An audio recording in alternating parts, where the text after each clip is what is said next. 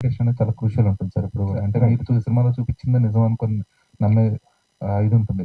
Cinema release అయిన తర్వాత. Right. So, cultural documentation విషయంలో మీరు తీసుకున్న రిఫరెన్సెస్ ఏంటి? అండ్ మీకెంతవరకు దీని మీద ఈ డాక్యుమెంటేషన్ ఇదంతా కూడా మీరు తీసుకున్న సినిమాటిక్ రిఫరెన్సెస్ ఏంటి? అండ్ రియలిస్టిక్ ఇన్సిడెంట్స్ రిఫరెన్సెస్ ఏంటి? యాక్చువల్‌గా సింపుల్‌గా చెప్పాలంటే అండి, నేను ఈ కథ రాయడానికి రీజన్ ఏంటంటే, కె. విశ్వనాథ్ గారంటే నాకిష్టం సార్. కె. విశ్వనాథ్ గారు ఇష్టం గానీ, ఆయన శాస్త్రీయ సంగీతం గురించే సినిమాలు తీశారు. కానీ 90% జానపద సంగీతం అనేది జనంలో ఉంటది.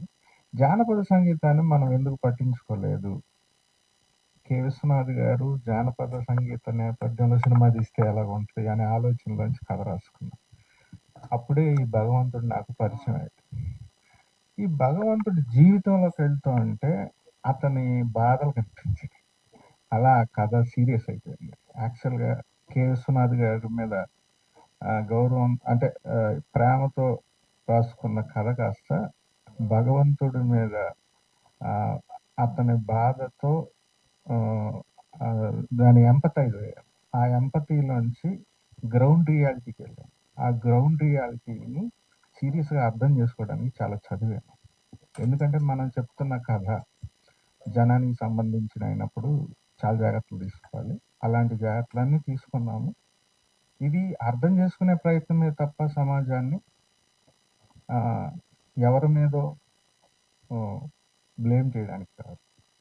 ఒక సోషల్ రియాలిటీని అర్థం చేసుకున్నానికి. నేనిందాక చెప్పినట్టు కథలేవైనా సరే ఆహ్, మనల్ని మనం, మన చుట్టూ ఉన్న జీవితాన్ని, మనం బతుకుతున్న సమాజాన్ని, కాలాన్ని అవి అర్థం చేసుకోవడానికి పనికొస్తాయి. కథ పుట్టిందే అందుకు.